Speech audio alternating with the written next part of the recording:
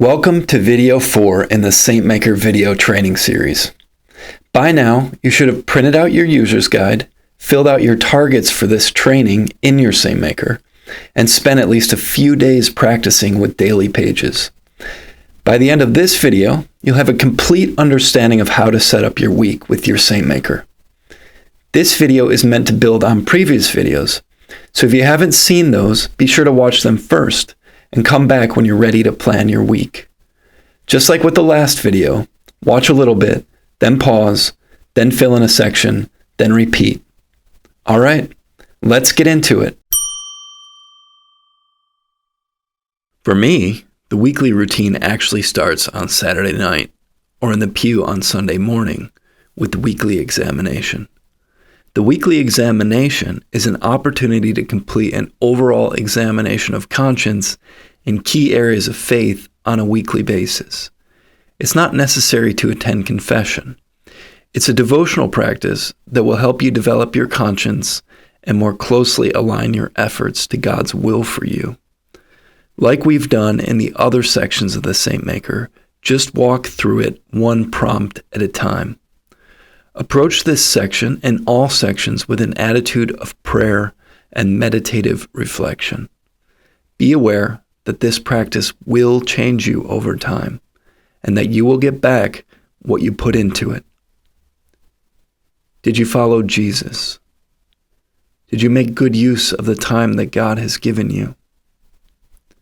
Did you do God's will? Were you charitable? Are your efforts at prayer consistent? Do you live in awe or fear of God? Did you deny lustful impulses and live in good relation to your own body?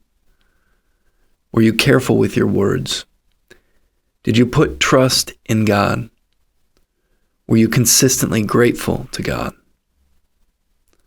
Of course, if you've discovered mortal sins, you may want to proceed to complete a Saintmaker confession journal and attend confession. Otherwise, excellent work. Your week is off to a great start. When I arrive at my desk on Monday, I complete my weekly overview. It's a bit more concrete in terms of action planning than the weekly examination, but you should approach it with the same prayerful attitude. First off, you'll be prompted to list lessons learned. These may come from your weekly examination, or they may not have made it onto the examination. Look back at your last weekly overview and look at each day of the previous week. What were the general trends? Where were you strong? Where did you need more help from God? And did you remember to ask? With all that in mind, complete the weekly lessons learned. Once you've documented those lessons, what will you do about them? In the adjustment section, answer that question. How will you translate those lessons learned into real, practical improvements to your approach in the new week? In the planning grid on the lower half of the weekly overview page, you can list your to-dos for the week in each of 4 areas: personal for family, personal, and life administrative tasks; side projects for tasks that don't fit into other categories or are more related to new projects and creative endeavors; work vocation for any tasks specifically related to your work, whether that's priesthood, business, school, motherhood, or any other vocation; spiritual for tasks and devotions related to your own or your family's Catholic spiritual practice. I draw from several sources for my weekly plan: my Saintmaker monthly calendar, my Saintmaker monthly overview, my business calendar and scheduling software, uncompleted tasks from the previous week. My weekly overview is a simple list of tasks that I reference on a daily basis, and I cross them off as I complete them. Once you have your lists, you should review and update your monthly calendar to make sure that it reflects your week plan. Cross off items, add new tasks, and move tasks to new slots as needed.